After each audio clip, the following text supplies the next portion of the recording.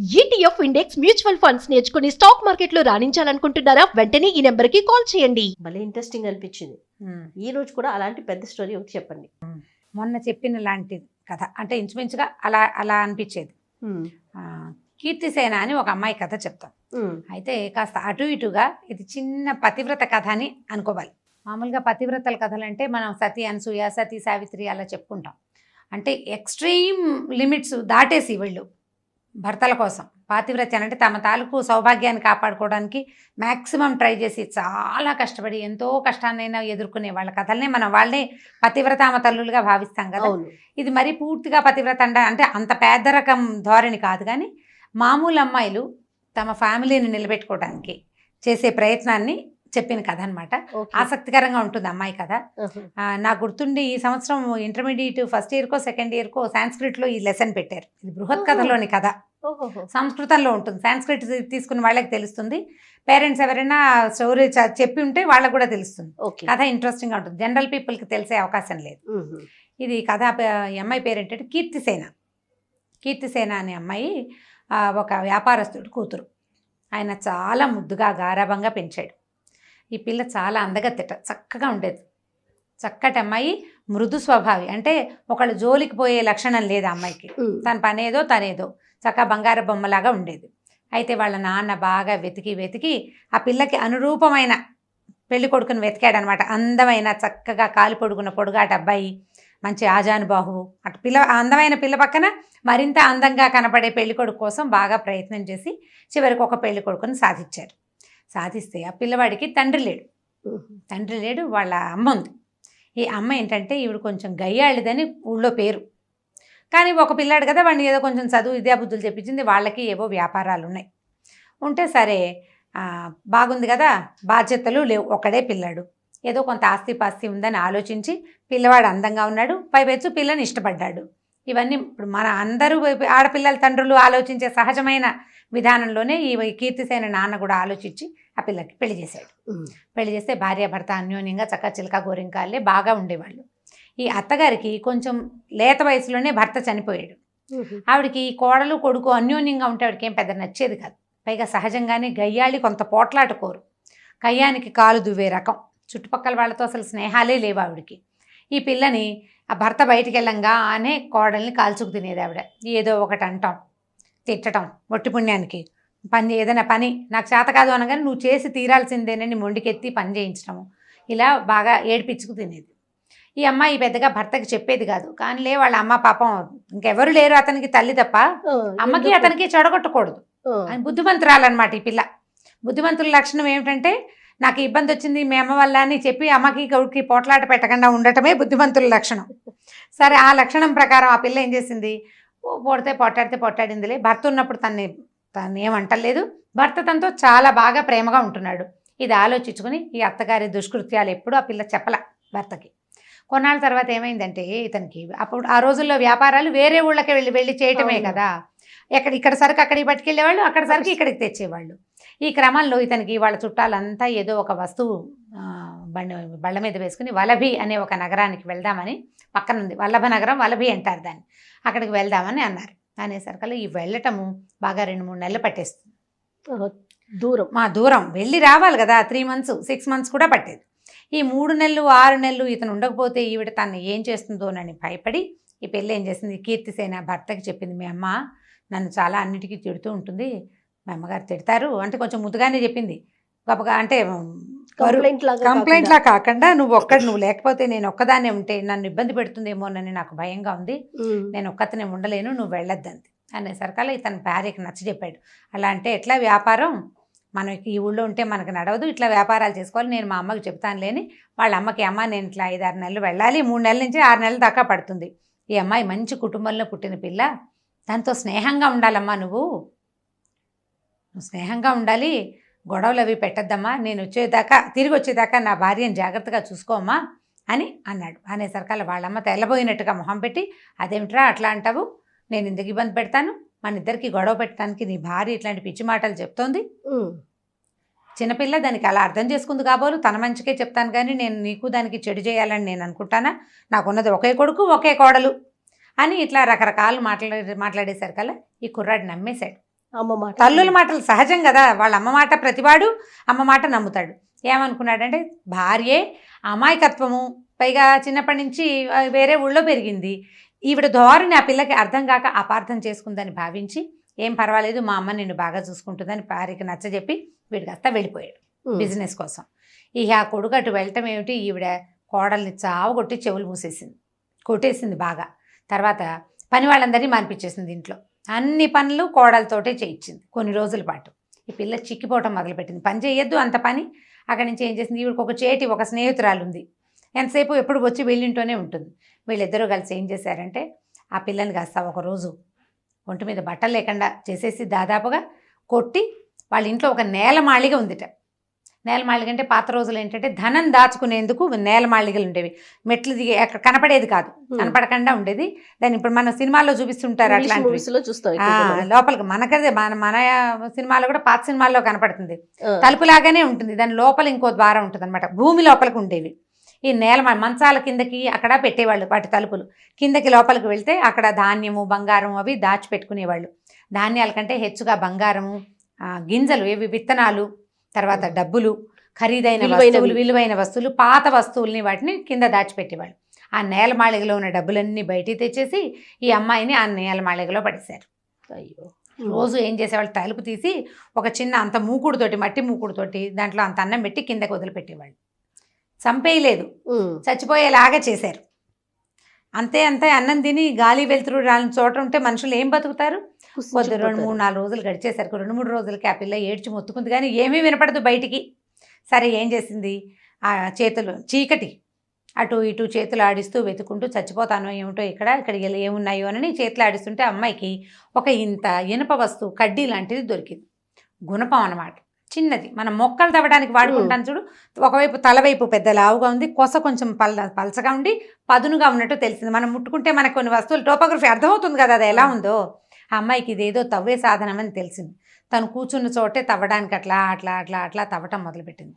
తవ్వుతూ ఉంటే అంటే గోడని ఓ పక్కన కిందకి పడేశారు కదా, ఓ పక్క గోడని తవ్వుతుంటే ఆ మెల్లిగా ఆ ప్రాంతం అది ఎట్లా అయిందంటే ఆ అమ్మాయి తాలూకు పడక గదిలో ఒక మూలకి చేరింది. ఓహో. అటు నుంచి కొద్దిగా వెలుగు కనపడుతోంది అనమాట. మట్టి గోడలు కదా, పాతకాలంలో సిమెంటు ఇటుకలు లేవుగా, మట్టి గోడలు ఉండేవి. ఈ అమ్మాయి ఏం చేసింది, తవ్వి తవ్వి తవ్వి శబ్దం వస్తున్నట్టు తెలియకుండా మెల్లిగా తవ్వి 2-3 రోజులకి మొత్తానికి తన బెడ్రూమ్లోకి చేరింది.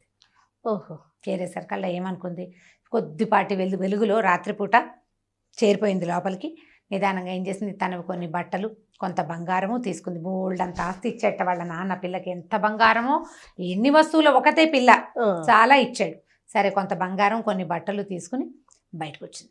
బయటకు వచ్చాక ఏమనిపించిందంటే, నేను రోడ్డు మీద ఈ రకంగా తిరిగాను అనుకో, నేను స్త్రీని, నన్ను కనిపెట్టేస్తారు, ఫలానా వాళ్ళ కోడలు నన్ను తెలిసిపోతుందని ఏం చేసింది, తన బట్టలు వదిలిపెట్టేసి భర్త బట్టలు తీసుకుని బంగారం తీసుకుని ఆ బట్టలు వేసుకుని మగవాడి వేషధారణతో, అప్పుడు మగవాళ్ళకి ఆడవాళ్ళకి చిన్న చిన్న తేడాలు ఉండేవి. స్త్రీలు వేసేది మగవాళ్ళు అయితే చొక్కాలు లాంటి షరాయి లాంటివి వేసుకుంటారు కదా, ఓ పంచ కట్టుకుని నడుముకి పైన ఒక చొక్కా లాంటిది, నెత్తికో తలపాగా పెట్టుకుని బంగారం పట్టుకుని వెళ్ళిపోయింది బయటికి. వెళ్ళిపోయి ఏం చేసింది, బాగా కొంత దూరం నడిచాక ఏమనిపించింది, ఎక్కడో చోట ఉండాలి, భర్త వచ్చేదాకా ఉండాలి. తండ్రి దగ్గరికి వెళ్ళటానికి అమ్మాయికి మనసొప్పల. అంటే ఇప్పుడు పుట్టిళ్ళకి చేరకూడదని పాత కాలపు వాళ్ళ ఉద్దేశం అనమాట. ఏదైనా ప్రాబ్లం రాగానే అమ్మా నాన్న వైపు చూసి పరిగెత్తేస్తాం మనం. ఇప్పుడు మన పరిస్థితులు అవి. అవును. ఈ పాత రోజుల్లో ఈ చెడి పుట్టిళ్ళు చేరకూడదు అనేది ఒక సూత్రం. కష్టాల్లో ఉన్నప్పుడు అస్సలు వెళ్ళకూడదు, పరువు ఉండదని. మనం ఇలాంటి పాత సినిమాల డైలాగుల్లో మనకు వినపడతాయి. అవును. మాయాబజార్ సినిమా బాగా చూసిన వాళ్ళకి సుభద్రాదేవి చెడి పుట్టిళ్ళు చేరకూడదని ఏడుస్తుంది. చిన్నతనం, చులకనైపోతాం అన్నదమ్ములు అక్క చెల్లెళ్లలో, అందుకని వెళ్ళేవాళ్ళు కాదు. ఇప్పుడు ఒక పిల్ల ఉంటే ఏ చులకన లేదేం లేదు, ఒక పిల్లలు 2 పిల్లలే కదా, అప్పటికంటే సంసారాలు పెద్దవి ఉండేవి. ఈ అమ్మాయి ఏం చేస్తుందంటే భర్తను వెతుక్కుంటూ అతను వెళ్ళిన నగరానికి వెళ్ళిపోదలుచుకుంది. ఒట్టిగా ఏం వెళ్తామని ఒక వ్యాపారస్తుల బిడారు వెళ్తుంటే వాళ్ళని ఆశ్రయించింది. వాళ్ళు ఏమనుకున్నారు, ఈ అమ్మాయి చాలా అందగత్తి అని చెప్పాం కదా, మగవేషం వేసుకుంటే ఒక యంగ్ యాక్టివ్గా ఉన్న ఒక మగపిల్లాడు బాగా కనపడుతున్నాడు కదా, మీసాలు కూడా రాలేదు, ఇంకా లేతగా కనపడతారు. ఆడపిల్లలు మగవేషం వేసుకుంటే అదే కదా కనిపించేది. తప్పించుకోవడానికి ఆడవాళ్ళు మగవేషాలు, మగవాళ్ళు ఆడవేషాలు వేసేవాళ్ళని తెలుస్తోంది దీన్ని బట్టి. అక్కడి నుంచి వాళ్ళ దగ్గరికి వెళ్ళింది. వెళ్తే అతనేమన్నాడు, ఈ కుర్రాన్ని చూసి సరదా పడి, బాగున్నాడని మాతోటేముండు, ఏదో ఒక వ్యాపారం చేసుకుందు కానీ అని చెప్పాడు. ఏం చెప్పింది ఈ అమ్మాయి, నేను ఇంట్లో పోట్లాడి మా నాన్న వాళ్ళతోటి పోట్లాడి ఏదైనా వ్యాపారం చేసుకోవడానికి వచ్చేసానని అతన్ని నమ్మించింది. మరి ఏదో ఒక మాట చెప్పాలి కదా. సరే వాళ్ళ దగ్గర వెళ్తుంటే ఏమైంది, ఈ వెళ్ళే దారిలో వాళ్ళు ఏం చేశారంటే మెయిన్ రోడ్ల మీద మెయిన్ రోడ్స్ మీద వెళ్ళలేదు. మెయిన్ రోడ్డు మీద వెళ్తే ఏమవుతుంది, సుంకాలు పడిపోతాయి, ట్యాక్సెస్ పడతాయి బాగా. అందుకని వాళ్ళు ఏం చేశారు, కొన్ని అడవి మార్గాలు పట్టి కొన్ని అడవుల్లో నడుచుకుంటూ పోతారు. ఈ బళ్ళు అవి వేసుకుని ఒంటెలు అప్పట్లో అలాగే వెళ్ళేవి. ఒక బిడారు ఒక 20-30 మంది వ్యాపారస్తులు, ఓ 10-20 బళ్ళు, కొన్నిటి నిండా సరుకు, కొన్నిట్లలో మనుషులు వీళ్ళకి భోజనాలకు సరిపడా వస్తువులు వేసుకుని వ్యాపారాలకు పోయేవాళ్ళు. పెద్ద ఎత్తున వెళ్ళగలిగే వాళ్ళేమో ఓడల మీద వెళ్ళేవాళ్ళు. ఈ చిన్న ఎత్తున వ్యాపారం చేసుకునే వాళ్ళంతా ఒంటెద్దు బళ్ళు, 2 ఎడ్ల బళ్ళు, ఎడ్ల బళ్ళు మహా ఉంటే ఒక గుర్రం, ఓ 2 కుక్కలు అలా తీసుకుని వెళ్ళేవాళ్ళు కాపలాకి, అవసరానికి. అక్కడి నుంచి ఈ బిడార్లో వెళ్తోంది కదా, వీళ్ళు ఏం చేశారు, ఈ అడవి దారిలో వెళ్తున్నారు. వెళ్తూ ఉంటే ఈ అడవి దారిలో బాగా ముందుకెళ్ళాక వీళ్ళకి ఒక నక్క ఊళ్ళ వినపడింది. అదొక శకునం అనమాట. నక్క ఊళ్ళలు ఎక్కడ వినపడతాయంటే దొంగలు వచ్చే దారిలో నక్క ఊళ్ళ వినపడుతుందని శాస్త్రం అంట. దాంతో వీళ్ళు హడిలిపోయి దొంగలు వచ్చేస్తున్నారు, పారిపోతుంది. ఎవరి దారిని వాళ్ళు పారిపోతే కనీసం ప్రాణాలైనా దొంగ వేదాలు అప్పట్లో ఏం చేసేవాళ్ళు, చంపేస్తారు. ఇప్పుడు వస్తువు తీసుకుని వీళ్ళని వదిలిపెడితే ఏదో బతుకు జీవుడా అని బతకచ్చు, మీద పడి చంపేస్తారు వాళ్ళు. ఒక్కొక్కళ్ళు బందిపోట్లు, వాళ్ళ క్రూరంగా ఉంటారు మనుషులు. దాంతో ఏ పక్కకి ఆ పక్కకి జనాలు పారిపోయారు. ఈ కీర్తిసేన అయ్యో దేవుడా, అత్తారింట్లో చావు ఎదురైందని రోడ్డు మీదకి వస్తే ఇక్కడ కూడా చావుగానే ఉంది, నేనేం చేతురా నాయనా అని ఏం చేసింది, ఆ పరిగెత్తుకుంటూ వెళ్తే ఓ పక్కన ఓ చెట్టు పక్కన ఒక గొయ్యి లాంటిది దొరికింది. అమ్మాయి కనపడేసరికల్ గభాలను ఆ గోతులోకి వెళ్ళి దిగిపోయి ఆకులు, ఆ చుట్టుపక్కల ఆకులు అలమలు మీదకి లాక్కుని అందులో రహస్యంగా కూర్చుంది. ఈ దొంగలు రానే వచ్చారు. దొరికిన వాళ్ళని ఒకళ్ళనిద్దరిని కొట్టడం, తనటం, చంపడం చేసేసి ఈ వస్తువులన్నీ పట్టుకుని వెళ్ళిపోయారు వాళ్ళ దారిని వాళ్ళు. తెల్లారేదాకా ఆ గోతులోనే కూర్చుని అమ్మాయి అదృష్టం ఏ పామో తేలో రాలా, ఏ అడవి జంతువో రాలా. ఈ దొంగలు వచ్చిన హడావిడి హైరానికి జంతువులు వీళ్ళ దగ్గరికి రాలేదు. అదొక ప్లస్ పాయింట్ అనమాట. అక్కడి నుంచి ఈ అమ్మాయి గోతులోంచి లేచాక సరే ఏదో ఎక్కడికి వెళ్ళాలో తెలీదు, నడిచిపోతుంటే ఒక మునీశ్వరుడు కనపడి ఎవరమ్మా, ఎవరినైనా ఏమిట్రా నాయన సంగతి అని అడిగితే, రాత్రి ఇట్లా వచ్చామండి, దొంగలు మా వెంట పడ్డారు, ఏదో దాక్కున్నానంటే ఆయన ఏం చేశాడని కమండలంలో కాసిన నీళ్లు ఉన్నాయి, ఆ నీళ్లు చెంబు కమండలం అయితే మంచినీళ్ళు తాగిన ఆయన అని ఇస్తే ఆ నీళ్లు తాగి, అమ్మాయి ఆహారం లేదు ఏమీ లేదు, ఇప్పుడు నీళ్లు తాగినా కనీసం నయమే కదా ఏ తిండి లేనప్పుడు, ఆ నీళ్లు తాగి మెల్లిగా దారి పట్టింది. వలభీ నగరానికి దారి పట్టింది, భర్త వెళ్ళిన నగరానికి అనమాట. ఆయన దారి చూపించాడు ఇలా వెళ్ళమని. అలా వెళ్తుంటే ఏమైందంటే ఒక చెట్ల తోపు, పోడన్ని మామిడి చెట్లు, జామ చెట్లు, ఈ చెట్లు చాలా ఉన్నాయి. ఆ లోపల ఒక గుడిసె లాంటిది కూడా కనపడింది. ఈ అమ్మాయి ఏం చేసింది, ఆ తోటలోకి ప్రవేశించి పోయి ఆ గుడిసెలాగా ఉన్న దాంట్లో ఎవరు మనుషులు లేరు, అంటే తోటమాలీలు కాపలా కోసం వేసుకున్నదనమాట. ఇప్పుడైతే లేవు, పళ్ళు గిళ్ళు లేవు చెట్లకేమీ. ఈ లోపల పోయి కూర్చుని ఏం చేసింది, ఈ ద్వారానికి లోపల ఎవరి రాకుండా, అంటే జంతువులు రాకుండా అడ్డకట్ట వేసేసి కూర్చుంటే ఏమైంది, పెద్ద దబదబా గునుగున అని రకరకాల చప్పుళ్ళు వినపడుతున్నాయి. నేల అదిరిపోతుంది, ఎవరో వస్తున్నారు లోపలికి. ఆ వస్తుంటే ఆ వచ్చింది ఎవరని ఆ తలుపుకున్న కంతల నుంచి చూస్తుంటే అమ్మాయికి ఏం కనపడిందంటే ఒక రాక్షసి, మంచి కూరలు, బ్రహ్మాండంగా ఆడది, పెద్ద ఎత్తుగా ఉంది, బ్రహ్మాండమైన పర్సనాలిటీ, చిట్టి పొట్టి పిల్లలు ఉన్నారు 5-6 దాని దగ్గర, రాక్షసి పిల్లలు, తల్లి రాక్షసి పిల్ల రాక్షసులు గుంపంతా వస్తుంటే ఓ నాయన, వాళ్ళ దగ్గర నుంచి అత్త దగ్గర నుంచి తప్పించుకున్నా, దొంగల దగ్గర నుంచి తప్పించుకున్నా, ఇక్కడ దొరికిపోయేలాగా ఉన్నాను, ఈ రాక్షసి తప్పకుండా నన్ను తినేస్తుంది, ఇంకేముందిరా దేవుడా అని ముడిచిపెట్టుకుని కూర్చుంది. ఈ లోపల ఏమైంది, పిల్లలు అమ్మ ఏమైనా పెట్టవే ఆకలిస్తుంది అని ఈ రాక్షసి పిల్లలు అడుగుతుంటే ఆవిడ ఆ రాక్షసి కళ్ళ నీళ్ళు పెట్టుకుని, ఏం చేయండి నాయన, ఊరంతా తిరిగి వచ్చాను, ఎక్కడా దొరకలేదు మనకు ఆహారము, అయితే నేను ఇవాళ ఏం చేశానంటే మన బేతాళ నగరానికి వెళ్ళానంటే రాక్షసులందరికీ ఉండే రాజు అనమాట, ఢాకినీ నగరం ఏదో అంటారు దాన్ని, అక్కడికి వెళ్ళాను. అయితే బేతాళుడు నన్ను నువ్వెవరు ఏమిటని అడిగితే నేను మన సంగతి అంతా చెప్పాను, మన వంశవృక్షం చెప్పిందనమాట రాక్షసి, ఫలానా వాళ్ళ అమ్మాయిని, ఫలానా వాళ్ళ మనవరాలు, ఇంకోళ్ళ మేనగోడల్ని అలా అయినంతా చెప్పింది. నా వంశవృక్షం అంతా విని నువ్వు చాలా గొప్ప జాతికి చెందిన రాక్షసివి, నీకు ఆహారం దొరకపోవడం కడు శోచనీయమైన సంగతి, కాబట్టి నువ్వు ఒక పని చెయ్యి, ఒక 10 రోజులు, ఒక 1 రోజులు ఓపిక పట్టు, ఈ 1 రోజులు ఓపిక పడితే వసుదత్తుడని ఒక రాజున్నాడు, ఇప్పుడు ఈ అడవి ప్రాంతానికి రాజు, అతను ఒకసారి వేటకి అడవిలోకి వస్తే చెవిజొచ్చు పాము అనే ఒక పురుగు, అది మనుషులు ఎవరైనా కనపడితే జంతువులకు కూడా చెవుల్లో దూరుతుందిట ఆ పాము, చెవిలో దూరే పాము. మన దగ్గర కూడా రోకల బండ ఏదో పురుగు ఉండేది జయ, బయట పడుకుంటే రోకల బండ పురుగు చెవిలో దూరుతుందని చెప్పేవాళ్ళు. సన్నగా సన్నగా మెలికలు తిరుగుతుంది. దాని పేరు అదే అనిపిస్తుంది. ఆ పాములు చెవిలో దూరతాయని చెప్పారు. ఈ చెవిలో దూరిన ఒక పామట అడవిలో చెవిలో దూరిపోయింది. 100-150 పిల్లలు పెట్టింది అతన్ని తల్లో బుర్రలోకి వెళ్ళిపోయి. దాంతో విపరీతమైన శిరోవేదంతో రాజు మరణాసన్నుడిగా ఉన్నాడు. అతను చచ్చిపోతే అతన్ని నువ్వు మాయోపాయంతో అతని శరీరాన్ని తెచ్చేసుకో, నువ్వు నీకు 6 నెలలకు సరిపడా ఆహారం దొరుకుతుంది అని చెప్పాడు. బేతాళుడు అని చెప్పాడు. 4 రోజులు ఓపిక పట్టండి రా నాయన, దొరికిన కాయా కసరు తినండి, నరమాంసం కనుక దొరికితే మనకు 6 నెలల ఆహారానికి సరిపోతుంది, వీళ్ళకి నరమాంసం కావాలి అని చెప్పింది. చెప్పేసరికల్లా పిల్లలు అన్నారు, అంటే ఆ బేతాళుడు ఏం చెప్పంటే ఎవరు నయం చేయకపోతే వాడు చచ్చిపోతాడు అని. పిల్లలు అన్నారు, అమ్మ ఎవరో ఒకళ్ళు నయం చేస్తే ఎలాగే అని అడిగారు. అడిగేసరికల్లా ఎవరు నయం చేస్తారా, అది చాలా కష్టమైన సంగతి, అంటే ఎలా నయం అవుతుందో చెప్పు అని పిల్లలు తల్లిని అడిగారు. జనరల్గా పిల్లలకి అలా క్వశ్చన్లు ఉంటాయి కదా, ఏమిటో చెప్పు అంటారు. చెప్పమనేసరికల్లా ఏముంది, ఆ రాజుకి బాగా ఆవు నెయ్యితో తలంటి పోసి తలంటి బాగా నెత్తి మసాజ్ చేసి ఎండలో కూర్చోబెట్టాలి సాయంత్రం దాకా. తర్వాత చెవిలో ఒక వెదురుగొట్టాన్ని పెట్టి ఆ గొట్టం తాలూకు 2వ భాగాన్ని చల్లటి నీళ్ల మూకుడులోకి కనుక పెడితే పగలల్లా నెయ్యి రాసి ఎండలో పెడితే కాకెక్కిపోతుంది, తల వేడెక్కుతుంది కదా, ఆ వేడికి బెదిరిన పాములు చల్లదనం కోసం చెవి ద్వారా కుండలోకి వచ్చేస్తాయి అని చెప్పింది. ఎవరు చేస్తారా, ఎలాగో ఆయన చచ్చిపోతాడు, మనం తెచ్చుకుందాంలే, ఇవాళకి పడుకోండి, మనం అప్పుడు హ్యాపీగా తినచ్చు, ఇవాళకి పడుకోండి అని నిద్రపుచ్చేసింది. సరే వాళ్ళంతా నిద్రపోయారు. కీర్తిసేన అనుకుంది తెల్లారేదాకా ఇక్కడ కూర్చుంటే తెల్లారినాక చీకటి పడేసరికి రాక్షసులు చేరతారు, తెల్లవారేసరికి వెళ్ళిపోతారు వాళ్ళు, ఎవరికి కనపడకుండా. అంటే ఇలా మనుషులు తిరిగే ప్లేసుల్లో ఉండరు అనమాట. అందుకని రాత్రిళ్ళు నిశాచరుల కాలం ఉంటారు. మనం రాత్రిపూట తిరుగుతుంటే ఊళ్ళలో అలా నిశాచరులాగా ఎన్నిట్లా తిరుగుతున్నారని.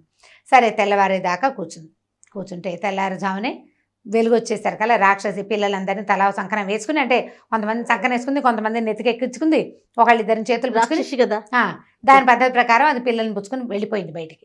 వెళ్ళంగానే కీర్తిసేన ఏమనుకుందంటే ఈ వసుప్రదుడు అనే రాజు, ఆ అరణ్యం కూడా అతనిదే, ఆ మొత్తం ఆ ప్రాంతం అంతా అతను చాలా మంచివాడు పాపం, ఉత్తముడు. ఇక్కడికి వచ్చిన వాళ్ళ దగ్గర తక్కువ సుంకాలు తీసుకునే మంచి రాజు అనమాట అతను. సరే ఆ రాజుని సేవ్ చేద్దాం, మనకు తెలిసింది కదా అనుకుంది. అక్కడి నుంచి అడవుల నుంచి నడుచుకుంటుంటే ఆమెకు ఒక పల్లెవాడు కనపడ్డాడు. పల్లెవాడు కనపడితే ఎవరినైనా ఇక్కడి నుంచి వస్తున్నావు, ఏ పక్క నుంచి వస్తున్నావు, రాత్రిళ్ళు ఒక రాక్షసి తిరుగుతుంది ఇక్కడ, మేము ఎవరం రాత్రిళ్ళు ఇక్కడ ఉండము, ఈ పొలం మాదే కానీ, అంటే ఆ ఇల్లు ఎందుకులే, వీళ్ళ ఇంట్లో మనుషులు ఎందుకు లేరంటే ఈ రాక్షసి పిల్లలు ఉంటారు కాబట్టి. చెప్పేసరికల్లా ఇతని అమ్మాయి ఏమంది, నేను వేరే ఊరు నుంచి వస్తున్నాను, చెట్టెక్కి పడుకున్నాను, సరే తెల్లారేక దిగి వస్తున్నాను, ఇదేం ఊరు అని అడిగితే ఇది వసుప్రదుడు అనే రాజుగారి పాలనలో ఉన్న అరణ్యం అని చెప్పాడు. చెప్పేసరికల్లా రాజు కూడా పాపం ఒంట్లో బాగుండలేదు, ఆయన మరణాసన్నుడుగా ఉన్నాడు, చాలా తీవ్రమైన అనారోగ్యంతో మా రాజు చాలా బాధపడుతున్నాం, మేము చాలా గొప్పవాడు అతను అని చెప్పేసరికల్లా ఆ నొప్పికి వైద్యం నా దగ్గర ఉంది, నేను ఆ వైద్యం చేయగలను, నన్ను అక్కడికి ప్రవేశపెట్టమని కీర్తిసేన ఆ పల్లెవాడిని అడిగింది. పల్లెవాడు అన్నాడు, నేను కూడా రాజును చూడబోతున్నానమ్మా, నాయన నువ్వు నాతో పాటు రా, కుర్రాడు కదా, అబ్బాయి వేషంలో ఉన్నాడుగా. సరే ఈ కుర్రాడిని వెంబడి పెట్టుకుని ఆ పల్లెవాడు రాజుగారి బిడాలం వైపు ఎక్కడో వేసుకున్నారు, ఒక టెంట్ లాంటిది ఉంది, ఆయన కొంచెం చల్లగా ఉంటుందని కాస్త అడవి వైపుకి తీసుకొచ్చారన్నమాట. తల పగిలిపోతుంది వేడికి, లోపల ఏదో హీటు, అదేమిటో ఆయనకి తెలీదు, నొప్పి. సరే చాలా తీవ్రమైన బాధలో ఉన్నాడు, జ్వరం కూడా ఉంటుంది ఆయనకి. సరే ఈ కుర్రాడిని తీసుకెళ్ళేసరికి అలా పల్లెవాడు ఏం చేశాడు, సైన్యాధ్యక్షుడి దగ్గరికి వెళ్ళి ఈ కుర్రాడికి వైద్యం తెలుసుట, వాళ్ళ తాత ముత్తాత వైద్యులట, రాజుగారి తలనొప్పికి వైద్యం చేయగలను అంటున్నాడు, ఏదో ఒక ప్రయత్నం చేస్తాం, మామూలుగా నమ్మకూడదు, లెక్క ప్రకారం అయితే నమ్మరు. ఇప్పుడున్న పరిస్థితి ఏమిటి, ఏ గచ్చాకు పుచ్చాకు వైద్యమైనా సరే చెప్పలేం కదా, ఏదైనా జరగచ్చు, ఏ పుట్టలో ఏ పాముందో ఏదో ఒకటి తగ్గాలి మనకి. మనం కూడా చూడండి అనారోగ్యాలు వస్తే అన్ని ట్రయల్స్ వేసేస్తాం. ఆ అన్ని ట్రయల్స్లో భాగంగా ఈ కీర్తిసేన మగవేషంలో ఉన్నదాన్ని రాజుగారి దగ్గరికి ప్రవేశపెట్టారు.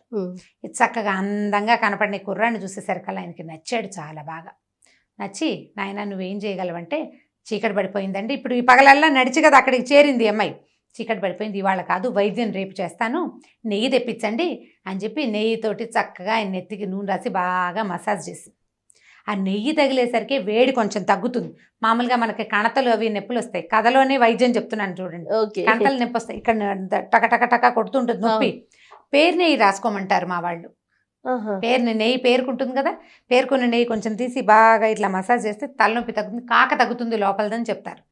ఈ రాజుకు తల మసాజ్ చేసేసరికి ఆయన కొంచెం కాస్త తలనొప్పి తగ్గి నిద్ర పట్టింది. అందరూ సంతోషించారు. ఇప్పటిదాకా అసలు నిద్ర పట్టడమే లేదు, ఆయనకి నిద్రే లేదు ఆ తలనొప్పితోటి. అక్కడి నుంచి మర్నాడు పొద్దున ఏం చేసింది, వాళ్ళు కుర్రాన్నేమో చక్కగా తీసుకెళ్ళి స్నానం సంధ్య చేయించి పడుకునేటానికి ఆ వనరు కల్పించారు.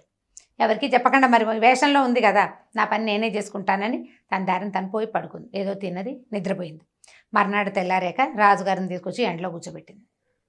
మళ్ళీ కొద్దిగా నెయ్యి తెప్పించి మర్దన చేయించింది. బాగా మర్దన చేశారు. ఈ ఎండకి కూర్చుని కూర్చుని కూర్చుని కూర్చుని సాయంకాలం అయ్యేసరికి ఆయనకు శోష వచ్చింది. కానీ చల్లబడంగానే ఈయన్ని నీడలో కూర్చోబెట్టి చెవిలోకి ఒక వెదురు గొట్టం పెట్టించింది. ఈ గొట్టం తాలూకు కొస ఒక చల్లటి నీటి కుండలో ఏం చేశారు, మూకుడు పెడతారు, మూత ఉంటుంది కదా, ఆ మూకుడుకు వచ్చి ఇల్లు కొట్టించి ఈ గొట్టం తాలూకు కొస అందులోకి పెట్టింది అనమాట. బయటికి రాకూడదు మళ్ళీ ఆ పురుగులు. అక్కడి నుంచి ఒక 10 నిమిషాలు అయ్యేసరికల్లా రాజు తల్లోంచి ఏదో పాకుతున్నట్టుగా తెలుస్తోంది ఆయనకి. ఈ చెవి ద్వారా లోపలికి ఉన్న మొత్తం 100, 150 చిన్న చిన్న లుకలకలాడుతున్న పాములన్నీ కుండలోకి వచ్చేసింది. ఈ కుండను మూత పెట్టించారు. కాసేపటికి తలనొప్పి తగ్గిపోయింది నాకు అన్నాడు ఆయన. తలలో నొప్పి లేదు, తల తేలికిచ్చేసింది. అక్కడి నుంచి కీర్తిసేన ఏం చేసింది, ఆయనకి కాస్త పళ్ళరసం, కొద్దిగా నెయ్యి అవి తాగడానికి ఇచ్చింది. నెయ్యి కాస్త నెయ్యి తాగేసరికల్లా ఏమవుతుంటే కూల్ అవుతుంది శరీరం. అక్కడి నుంచి పళ్ళరసం అవి తాగి ఆయన బాగా రిలాక్స్ అయిపోయాడు. పోయి పడుకున్నాడు. పడుకున్న తర్వాత దీనికేమో ఒక వాసన గట్టిచ్చేసింది కుండని. మర్నాడు పొద్దున ఆ కుండలో ఉన్న పాములు చూసి నిర్ఘాంతపోయారు జనం అంతా. అవన్నీ రాజుగారి తలలో ఉన్నాయి, ఇంతంత పాము పిల్లలు. అక్కడి నుంచి రాజుగారు అయితే అప్పుడే ఏం చెప్పాడంటే, నా తలనొప్పి తగ్గించు, నీకు అర్ధరాజ్యం ఇస్తానని చెప్పాడట. ఈ అమ్మాయికి వెంటనే అర్ధరాజ్యం ఇచ్చేసేయండి, కీర్తిసేనుడికి అర్ధరాజ్యం ఇచ్చేస్తామన్నారు అబ్బాయికి. అనేసరికల్లా వద్దు మహారాజా, నాకు అర్ధరాజ్యం ఎందుకు, నేనేం చేసుకుంటాను, ఏదైనా చిన్నది ఇవ్వండి అంటే ఒక గ్రామము కొంత సంపద ఇచ్చారు. ఇస్తే ఈ అమ్మాయి ఏమంది, నేను ఇప్పుడే వెళ్ళనండి, కొంతకాలం నేను ఇక్కడే ఉంటాను, నాకు ఇచ్చిన సామానంతా మీ దగ్గరే ఉంచుకోండి, నాకు మీరు ఇచ్చినవన్నీ గిఫ్ట్లన్నీ మీ దగ్గరే పెట్టుకోండి, నాకు ఇప్పుడు వద్దు, నేను వెళ్ళేటప్పుడు తీసుకెళ్తాను, నన్ను ఇక్కడ ఉండనివ్వండి అని చెప్పింది. సరే వీళ్ళు ఏం చేశారు, ఓ ఇల్లు బస ఏర్పరిచారు. రాజును రక్షించినందుకు ఇది కూడా ఇంకో రాజు కింద ట్రీట్ చేస్తున్నారు అనమాట. హాయిగా అమ్మాయి ఇక మిగిలిన వాళ్ళు ఎవరిని లోపల రానివ్వకుండా తన స్నానపానాది కార్యక్రమాలన్నీ తనే చేసుకుంటూ హాయిగా తన దారిని తను ఉండడం మొదలుపెట్టింది. ఒక 1 నెల రోజులు 2 నెలలు అట్లా టైం గడిచింది. ఈ గడిచిన తర్వాత ఏమైంది, వలభీనగరం నుంచి బోళ్ళంతమంది వర్తకుల బిడారు వచ్చిందని వార్త వచ్చింది. ఈ అమ్మాయి ఏం చేస్తుంటే ఆ బిడార్ దగ్గరికి వెళ్ళింది. బిడార్ దగ్గరికి వెళ్ళి ఆ భర్తను చూసేసింది, వెళ్ళింది బాగా లోపలికి వెళ్ళి చూసింది అనమాట. చూస్తే అతను ఎక్కడున్నాడో వెతుక్కుంటే అతను కనపడ్డాడు.